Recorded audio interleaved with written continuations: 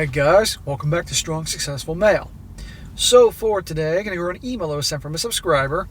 This is my guy. He is 55 years old, and he's writing in looking for my advice as well as you guys, so serious audience participation today about a situation he's in with his daughter. You're going to see this guy got married really early, had a kid really early, and then for reasons you'll see, got divorced. And his ex is a piece of garbage, and all the drama and turmoil that went with his daughter over the years, to the point that he had nothing to do with any of them. But our guy here gets to have the last laugh, and proving the point I always make that the gals always come back. And now he's in a situation wondering if he should give his daughter, who's treating him like dog crap, a second chance, that type of thing. And as any of you fathers out there might instantly think, of course you give your daughter a second chance. Well, wait till you hear the story. Wait till you hear how his daughter has treated him, particularly in her adult life, and you'll see if it warrants a second chance or not. Now, this guy, think Job from the Bible. For you Christians out there, or anybody knows the fucking Bible, Job from the Bible, and no offense, I mean to say the F word in front of the Bible, but you get my point. Lots of hardships, and it's unfortunate. But this guy here has survived, and he's made his own mistakes, and I'll point them out whether he likes it or not. But now he's at a crossroads, and he does really need our help. So I thought it'd be a very good one to go here about what happens when you put them on the pedestal. You keep giving people second chances and third chances and 19th chances that treat you like crap. And there's a point you got to cut people out of your life and move on.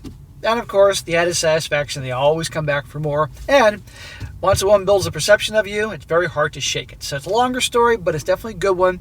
And I think it will definitely help some of the guys out there. He says, hello SSM. I'm a little older than most of the guys who send in their stories, and my story isn't the type that you normally share.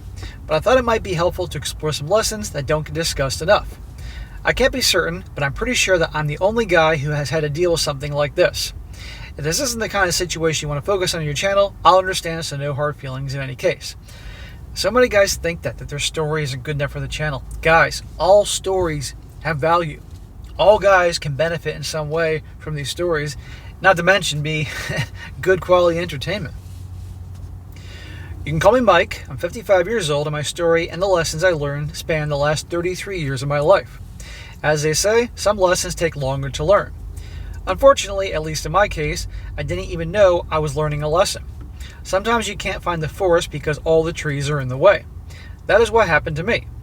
Everything was right in front of me, but I was too blinded by my own set of values and morals to see the truth, and it cost me more than I'll ever be able to get back.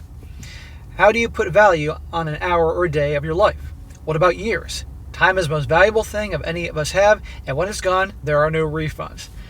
Yeah, I'm really starting to learn that now that I'm in my mid-40s, guys.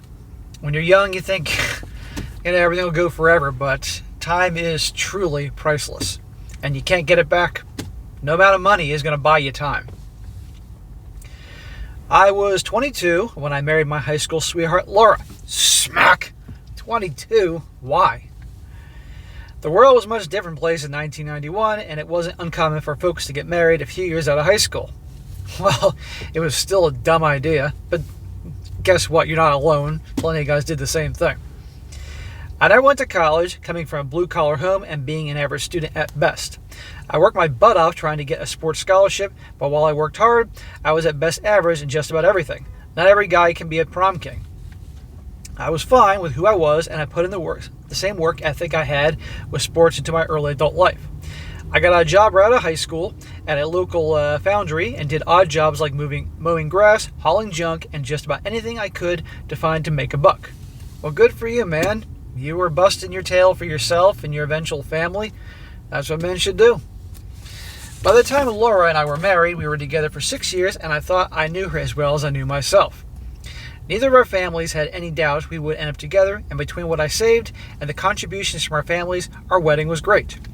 Not crazy, but it was a lot of fun, and most of our former classmates were in attendance. I know I was young, but it was the best time of my life. Strike that. There have been 3 best times of my life. The day she said yes, the day I married her, and the day our daughter, Sally, not her real name, was born. Like most marriages, the first year was filled with happiness and stress. Laura got pregnant about 3 months after we were married, and 9 months later, the pride and joy of my life was born. We planned on having 2 or 3 kids in total, but we wanted to wait a few years before we tried again so we could make sure we were financially able to handle another mouth to feed. Thank God. Very sensible. It's a lot easier when you got more money saved up, and children cost freaking money. Both our families helped out as much as they could and included helping us learn to plan and not act on impulse. Between all the work I was doing, raising a kid and trying to figure out life as it came to us, I thought we were happy. Oh, the famous last words of so many husbands have muttered over the years. It was in the spring of 1993 when everything changed. I was working at the foundry on my normal day shift, and I don't know if it was my own carelessness or that of the forklift driver, but I ended up pinned between a load of steel and stanchion. I don't remember a lot of what happened for the following weeks, but if not for one of my coworkers who happened to spent some time in the Army, I would have bled to death. I owe him my life. Holy shit, dude. Unfortunately, I spent the next couple of months in the hospital, and it was sheer luck and the skill of the doctors that I didn't lose my leg. I didn't escape unharmed. Due to the damage in my pelvic region, I lost my ability to have any more children. I could still function, but the damage left me sterile. That sucks. I mean, obviously I'm glad you didn't lose your leg and you live, but, if you really wanted to have more children, it's really a shame. It wasn't like a lot of the stories you hear on the internet. I didn't sue the company and win millions of dollars only to write off some sunny beach. They covered my medical expenses, and when I was able, I returned to work. I was out of commission for almost 9 months. Our daughter was getting ready to turn 2 years old, and while I was rehabilitating, Laura had to take a lot more on her shoulders. And this is where trouble usually comes about. So many of these wives are more than happy to be on their best behavior, if they will, if things went according to their plan. But when life happens and things don't always go according to plan, that's when these wives, who their husbands thought were so great, all of a sudden start looking for other options. Our families helped out as much as they could, and I thought we would get back to the normal life. But sometimes the best laid plans don't work out as you expect. I'd only been back to work a few months when I found that Laura was cheating on me while I was recovering, and what was worse was that she filed for divorce. So much for in sickness and health, rich or poor. You almost died, and that's her thanks to you? What a freaking asshole. This poor guy. Of course, she told me how sorry she was and she loved me so much, but she wanted more kids and I could no longer give her any. It was almost more pain than being pinned by the forklift. I bet. Now, yeah, okay, you couldn't give her any kids and she had her hopes up, but there are other options. You could have adopted if she wanted more children, but Jesus. I was 25 years old and we had been together for over 8 years. I guess the for better or worse in our vows didn't mean as much to her as it did to me. At least I still did the job and I love my daughter. I wish I could say that her telling me I was no longer good enough for her was bad enough, but I found out a few years later that not only did Laura discuss everything with her mom, and she made her decision with the support of her family, my own mother was also included in these discussions, and she never said anything to me. Oh my God.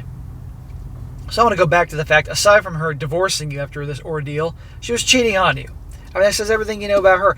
This is why you don't get married at 22 to your high school girlfriend. This is why you spend years of adult situations and dealing with tough real-life matters before you get married. Yes, I know, back then it wasn't uncommon. Well, it was stupid. You can't change the past, and I know you know this, bro, but I'm sharing this so the guys that watch me now that think I'm an asshole for saying, no, SSM, you don't understand. My girl's different. No, I don't want to hear that. You need to spend years. It's one thing to be with your girl during the good times, but you'll see her real character during the bad times. And your own mom was helping out with this plot. This poor bastard, he can't trust anybody. Where's your dad? I guess all the women in my life consider me less of a man because of something that was completely out of my control. I'm not going to delve into the details of my divorce, and the couple of years following that would make the Cold War between the USSR and the USA look more like a day at the park. I was angry and I didn't feel like playing nice. Unfortunately, it didn't matter how I felt about anything. Between the courts, Laura, her family, and my own family, it would have been better for everyone if I didn't survive my accident. I felt that way for a long time and was pretty deep depression. Less than 9 months after my divorce, Laura and her asshole were married and they had a daughter 3 months later. I think that guy deserves an ass whooping. But then again, you know what? He's married to her. And sooner or later, she'll turn on him as well. Sally's half-sister, Emily, was 2 years younger, and I'll admit she was cute as a button. I don't know if it was my anger at how I'd been treated or jealousy that I would never have any more children, but the next 4 or 5 years were difficult. I was still alone and only had the chance to see my daughter about 6 days a month because in the wisdom of the court system, apparently fathers can be treated like expendable objects, not integral to the upbringing of their own kids. Well, guess what? It still sucks now, and this is why I tell you guys, why the hell you bother getting married? You know, if it's your culture, it's your religion, you want to so badly, so be it, but I warn you all hear the stories, you all read the articles. If you go ahead and do this with the knowledge that's out there, you can't be you blame yourself for what happens. Early on, Laura and I agreed not to talk about the circumstances of our divorce to our daughter as long as she promised not to poison Sally against me. Yeah, sure. Yeah, I'm sure she upheld that part of the bargain. She knew how much I loved my daughter, and I knew I was a good dad. Not one time did I ever miss an opportunity to spend time with her, and the time we spent was good. Eventually, I made peace with my lot in life, and Laura, her husband Jackson, and their daughter Emily became friends. It was the only thing I could do to maximize the time I could spend with my daughter without starting a fight before we visit. For those out there who don't have kids, let me say this. Until you've lost your ability to see your child on a daily basis, you have no idea how painful it is. You take what you can get. Fair enough? Normally, I would get Sally for the weekend, twice a month, and by the time she was 8 years old, I grew fond of her sister Emily. It took some convincing, but eventually both Laura and Jackson started letting Emily come with Sally on her weekend visits, and she basically became a second daughter to me. It was my daughter's idea, and she didn't understand why her sister didn't get to spend time with us when she was with me. I'm sure there are some guys out there who would call me an idiot, but my relationship with my daughter was the most important relationship in my life, and her sister was an innocent victim of circumstances. I hate what Laura did to me, but that's just life. Well, you know what? It's your life, it's your business. But like, that girl is not your daughter, and you obviously have affection for her, and you know what could happen. After a while, Emily started calling me Daddy Mike, and I grew to love that little girl as much as I love my own daughter. Uh-oh. There are few things in the world as strong as a father's love, and I love my daughter and Emily. It had been years since my divorce, and I wasn't looking for a replacement. You know, burned once, twice shy. I put all my energy into being the best father I could be, and that was enough for me. By the time Sally was 14, Laura and I were basically living with 50-50 custody. Not legally, but both Sally and Emily had their own rooms in my condo and spent much of the time with me as they did with Laura and Jackson. It wasn't a normal nuclear family, but it was what I had and made the most of it. The only outlier in my new reality was my mom. When I found out that she conspired against me to support Laura cheating on me, I cut her out of my life, and as a retaliation, my dad cut me out of his until I came to my senses. Oh my God, this just gets worse and worse. Even your dad is fucking not supporting you. You'd have every right to cut out your mom, and then your dad's going to punish you because, you know, she's not punishing your dad. This poor bastard. My biggest mistake was not talking more clearly with my dad at the time, but I assumed that he knew everything that happened. There is no way your dad got the full story. No way. He says, breaking the fourth wall to date, I still do not have a relationship with my parents. What Laura did was a betrayal that ended in divorce. What my parents did was a betrayal I'll never forgive. Call me petty, but if you can't trust your own parents, you can't trust anyone. You're damn right. I don't blame you. I would do the same fucking thing. What's the point? They betrayed you like that. And I guarantee you Dad didn't get the full story, but you know what? It is what it is. When Sally was 15 and Emily was 13, I took them both to Disneyland for summer vacation, and we had a fantastic time. We were only at the park for 3 days, and if you've never tried to keep up with 2 teenage girls, let me tell you, it's one hell of a workout. But it was one of the best memories I have. For a long time, I never understood what happens, but it was a few months after the trip that everything started to change. For reasons only known to God and Sally, about 3 months after the trip, she started acting differently around me. Well, probably her parents, your ex and the dad, are jealous. Or they're teenage girls, so teenage girls' emotions are all over the place. Who the fuck knows? A little more aloof and cold, the same with Emily. We didn't live too far apart from each other, and it wasn't uncommon for the girls to spend a few nights a week in my place. After that trip, their weekly visits started to taper off, and my daughter stopped talking to me as much when she did, she always seemed to be angry. But whenever I asked her what was going on, she just clammed up and never said anything. Well, probably about this point, your daughter realizes that she's the apple in your eye, and can do anything, get what she wants with you, sadly. Over the next year, I was seeing Sally about once a month, and Emily stopped coming over at all, and I was confused.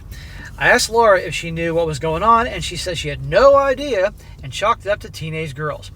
You can't trust your ex-wife any further. You can throw her fat ass, okay? I know you're doing this arrangement so you can have a relationship with your daughter, but still. I didn't know if I believed it or not, but there wasn't much else I could do at the time. It was on Sally's 17th birthday that I got a gut punch from Thanos. After her party, I was trying to talk to her, and she told me that she didn't want to see me anymore. Your daughter's telling you she doesn't want to see you anymore? And this is after 2 years of her being very moody and bitchy around you? It's like this guy's Job from the Bible, just never-ending bombardment of punishment. Stunned is an understatement, and when I asked her why and what was going on, she screamed at me that I knew why and ran out of the house. Oh, okay. You know why. I guess the acorn doesn't fall from the tree. I talked to Laura a few times, and she promised me that she would talk to her to try to figure out what was going on. Yeah, sure. I'm not the smartest guy on the planet, but I had no idea what was going on or what happened. That was the last time I saw or talked to my daughter for 8 years. That's it? 17 years and boom, just like that, you didn't talk to her for 8 years? Now, I want to point out, 17 years old, you might as well consider her an adult. And if she was having nothing to do with you for 8 years and treating you like this, well, guess what? I'm not going to let it go like she's just some clueless kid. She's an adult making adult decisions and can deal with the consequences of her behavior like an adult. It wasn't that I stopped trying. She just ghosted me with no excuse, and Laura was no help, saying that Sally wouldn't talk to her about it. Of course your ex is not going to help. She's probably delighted. I tried talking to Sally. I talked to Laura. I tried to talk to Emily. Hell, I even tried to talk to Jackson. But nobody was giving me any answers other than my daughter didn't want anything to do with me. That went on until Sally graduated from high school and headed off to college, which I paid for with not one thank you. Smack! Why the hell did you pay for her college when she wasn't talking to you? You're just rewarding bad behavior. And at this point, I don't want to hear daddy will do anything for his little girl. No, your little girl is a grown-ass adult, and she's ignoring you and breaking your heart, and you buying her affection ain't going to work. That just teaches her she can treat you like dog shit, and you'll still keep coming back for more. That was a terrible idea. I'm sorry you're going through this and all the hurt and betrayal in your life, but no, that was a bad idea, bro. You can't buy women's affection, guy. You can buy them and they'll marry you and all that and F you, but they really aren't going to love. Truly, you're not going to get their heart by buying it. You get their heart and their soul other ways. I had nothing left, and I had no idea what I'd done to get my daughter to hate me so much as not even to talk with me about it. And Laura said she had no idea. There was nothing left kept me in that town, so I put my life on hold long enough, sold my condo, and moved a few states away to try and start my life over. Depression doesn't come close to what I was going through. Bro, I'm sure many times you thought about ending yourself, and no one can blame you for feeling that way, but I'm really sorry for what happened, dude. I mean, oh my God. After my experiences, I never bothered with another relationship, even though I had a few friends that seemed to enjoy my company every now and then. I can still remember the day like it was happening a few minutes ago. I got a call on my phone from an unknown number, and like usual, I ignored it. I do hate spam calls, and everyone that needs to know my phone number is listed in my contact list. That would have been the end of it, but that number called back 4 more times. I figured a telemarketer would have given up at that point and answered the phone the last time it rang. It had been 8 years since I heard the voice, but I know my daughter's voice anyway. 8 years, huh? 8 years, and now she's calling you. Gee, what could she want? The short story is that my Sally was calling to tell me she was getting married and she wanted me to come to the wedding. She's getting married and she wants you to pay for her wedding. After 8 years, she expects you to just come to her wedding after ignoring you and all that. She was 25 years old. After I was treated, it wasn't on my to-do list. But she apologized for not talking to me and said how important it was to her for me to be there. Kiss my ass. I still had reservations, but she was my daughter, and if she's going to give me the last real honor a father has with his daughter, I wasn't going to miss it, so I agreed. Smack! Again, you just taught her she can treat you like dog shit, and you're going to pay for things, and she says jump, and you'll say how high. Look, I know I'm harsh. You're probably pissed at me at this point. Maybe you fathers out there are pissed at me, but I'm laying it out. Women are women, and they don't respect weakness.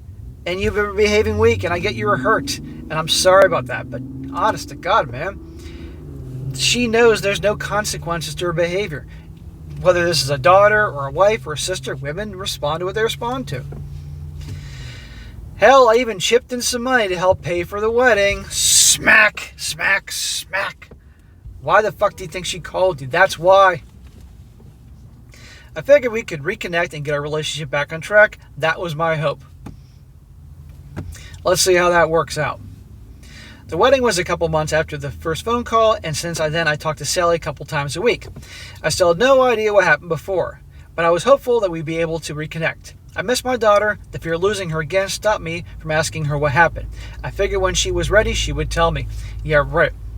I wouldn't even give her the time of day until you sit down, you meet me in person, and we're going to discuss everything that happened over the 8 years. You want a relationship with me? You want me to walk you down the aisle? You want me to help pay for this thing? You're going to come to me and you're going to tell me what was going on. Otherwise, you're not getting an ounce of my time, a moment of my time. That's how I would have handled it. Due to my work schedule and the drive, I wasn't able to make it the day before the wedding for the rehearsal dinner and only arrived at the venue about 2 hours before the wedding. It was the first time I'd seen anyone since I moved. My daughter seemed to be thrilled I was there, and we spent some time hugging and talking, and I even got a hug from Emily. It was also the first time I saw my parents, who tried to talk to me, but I ignored them. Fuck you, Mom and Dad. For those that say I need to get over it because of my parents, no. I never got an apology from either of them, from Mom helping destroy my marriage. Yeah, any of you guys out there that want to tell him that he needs to get over it, whatever, fuck you too. No. He doesn't need to talk to them. Fuck them. Sally needed to finish getting ready, so I went into the hall while Laura and Jackson showed me all the decorations and the layout of the venue. I still didn't know what the process was for the wedding since I missed the rehearsal and asked Laura what I was supposed to do. She hesitated, but then stuck a knife in my gut and twisted. She said all I had to do was sit and watch the wedding, and I asked her what she was talking about. She said that Jackson would be walking Sally down the aisle, and I was only there to be a guest. Shocker. So she ropes you in to come to the wedding and pay for a big chunk of it. You probably paid more for this wedding than you're letting on in this email, so I wouldn't punch you here. There you go. That was her plan all along. The giant F you. I'm sorry for you, but it's like, how many times can one be fooled by someone, you know? And I know she's your daughter and your heart was involved, but honest to God, these people are all assholes. They didn't even have a seat for me in the place of honor in the front row. They had me seated in the third row. I lost my shit. Not only was she my daughter, I pitched in over 20 grand to help pay for the damn wedding, and I was being treated like I didn't matter. Well, guys, in life, you teach people how to treat you, and you've taught them that no matter how bad they treat you, you'll keep coming back. It's like these husbands or these boyfriends that keep being cheated on and hurt, and they keep coming back for more. See, guys, there's always something you can learn from these stories. I never hit a woman, but I came damn close. It was bad enough that I lost my wife to that asshole, but I lost my daughter as well. There was no way I was going to accept such a vicious insult, and I didn't want to go to jail. It was almost 100 miles from the church by the time the wedding was supposed to start, and I never looked back. Hallelujah! Thank God. I know it was petty, but I paid for a trip to Vegas for their honeymoon, but I canceled it and got most of my money back. Good. Let people say you were petty. Fuck them. This is how fast I was out of there. I never even got the chance to meet the guy she was getting married to. I was 48 years old at the time.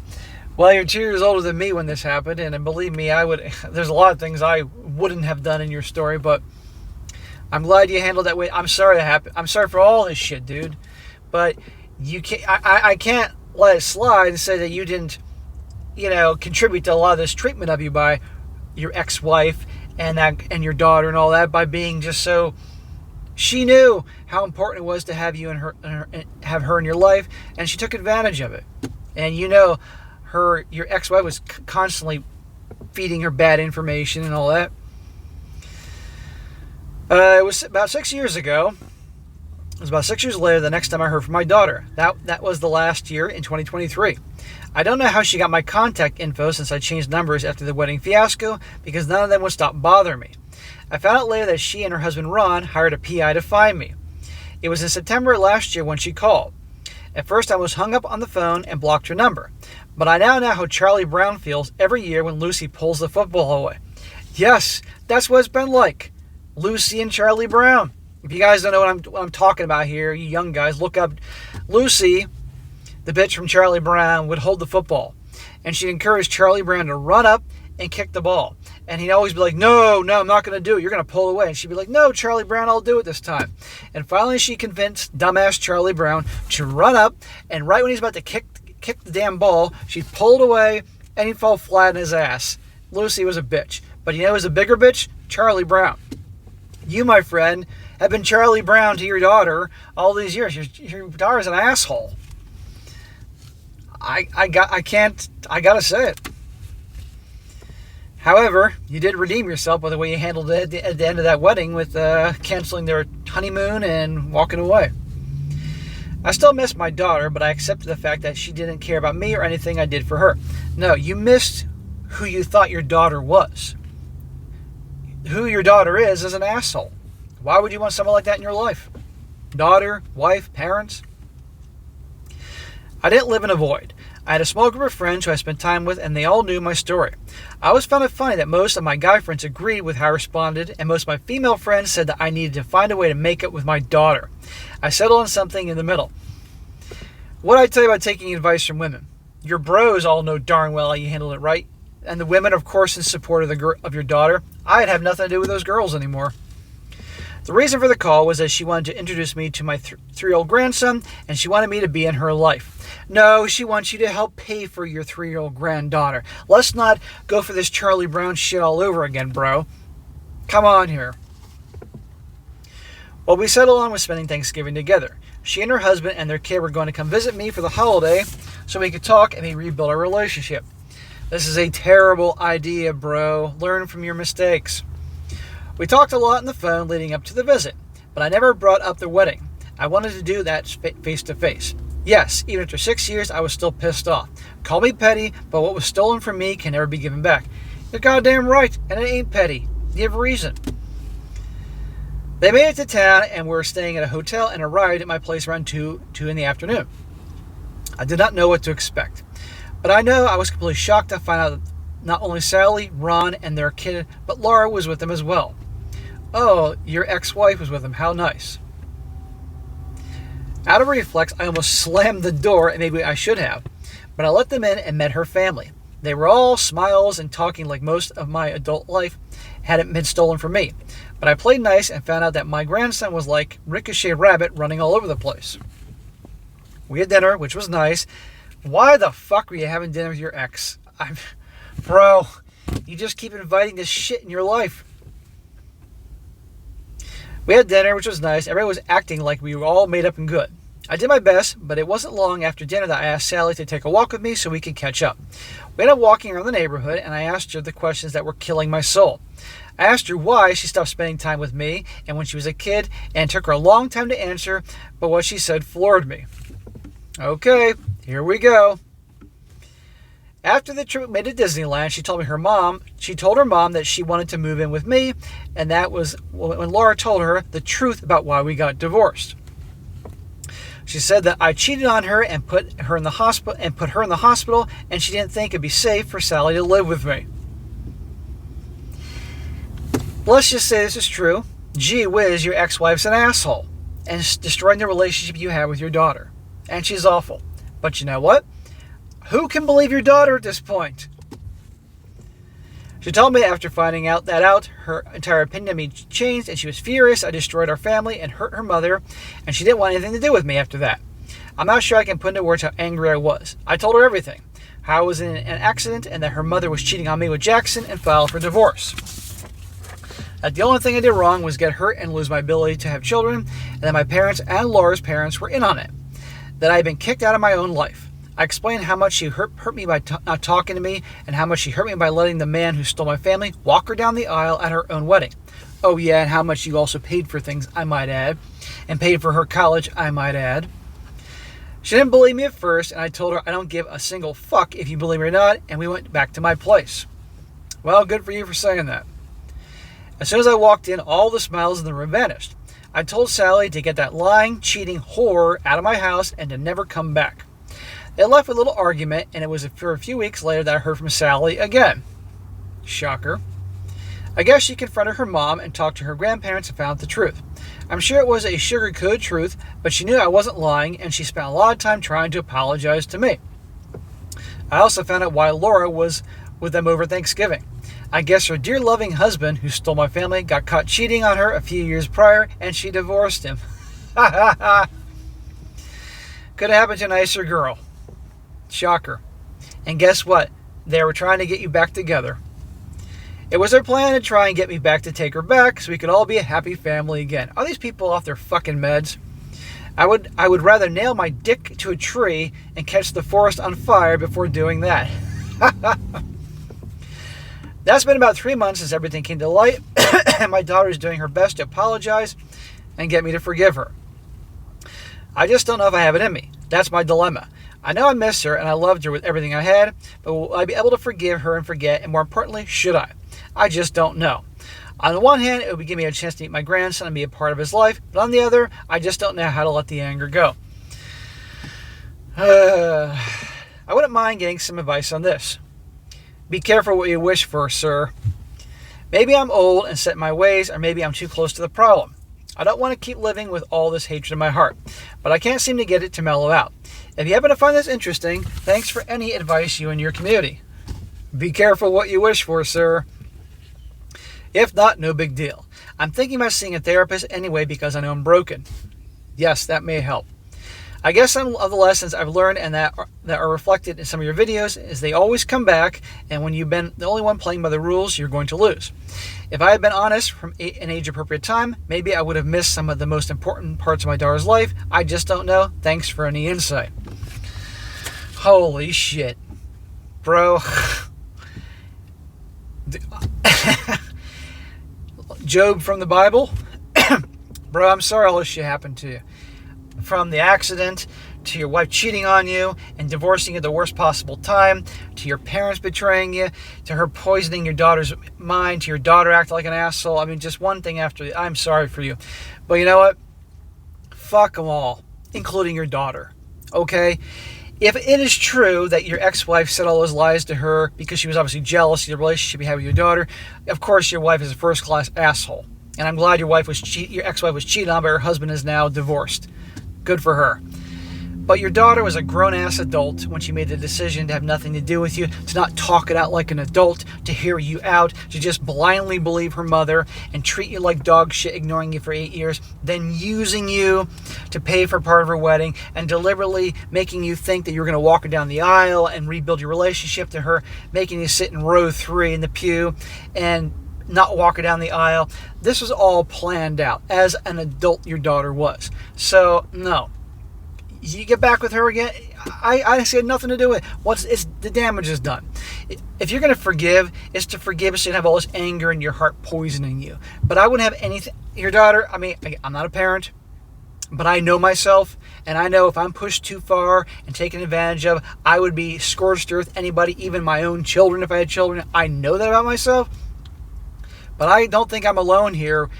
And I can't wait to read the comments here. I will definitely be reading of guys thinking, no, it's gone too far. I'd have nothing to do with your daughter at this point. You know what? Have a nice life. End of story. It's unfortunate what happened with what your ex-wife, if it's true, if it's true your ex-wife indeed did that, because maybe the daughter's making this shit up too, but your daughter as an adult chose to behave in the way she did all those years, from 17 to 25, not talking to you, not even hearing you out, and then getting you your hopes up to come back in her life, and then pulling that shit at the wedding, and now she's back again only because she has a kid, and because getting you back with the mother. No, they're all awful people. And I'd have nothing to do with your parents too, I might add. But bro, I do think some individual therapy will be helpful. But if anybody has the right to be angry and hate the world and hate everyone, it's you. But I know hate is a very ugly, awful thing. And the best thing you can do is not let them win by getting to you. But who can blame you? So, no, I wouldn't have anything to do with her. And it means you don't get to meet your grandson. I'm sorry. Because you have a relationship with your grandson, that means you have a relationship with your daughter. And it's just so much ugliness after all this time. I know people are going to disagree. I would say 70% are going to say, yeah, the hell with the daughter, I have nothing to do with her. But the other 30% say, SSM, you're not a parent, you don't have kids, you don't know, and there could be a point to that. But I know myself. And I see nothing but turmoil and drama and hurt coming your way from your daughter if you continue to have a relationship with her or rekindle a relationship with her. You made a lot of mistakes. You made a lot of mistakes along the way of treating her to buy her affection, paying for college when she was ignoring you and all these other things, paying for part of her wedding when again she ignored you all those years. But I get that you loved her and you wanted to have a relationship with her and you were desperate. Okay, fair enough. But it's not a good place for men to be desperate. And women are all women, whether it's your daughters, your sisters, your wife, your girlfriend. And when they perceive a guy as weak, and they'll take advantage of him and take the kindness for weakness. It's terrible. So I'm sorry for what happened, man. But I honestly don't think you should have anything to do with her. It may not be the answer you want to hear, but you asked for it. You asked for my advice, what I think. You asked for the community, so you're going to get it. So, guys, please take your time, write what you think. If you disagree with me, that's okay. It's not like I'm going to ban you from the channel. If you're a father and you have an opinion about this that completely goes against what I have to say, that's okay. Write it out, because this guy needs to hear all answers, and he can decide. So, guys, type away, and I really hope you can help this guy out. But, bro, it's time to truly move on, frankly, although they keep bothering you. I just think it's a bad idea you having her in her life given the circumstances. And I do think it's funny and not surprising that your ex-wife is now divorced and now coming back to you, proving they always do come back when they want something. But at least you can have the last laugh there. Alright guys, that's it for today. Be sure to comment down below. Let me know what you think about this. Be sure to like the video, share it with your friends, and subscribe. I'll catch you next time.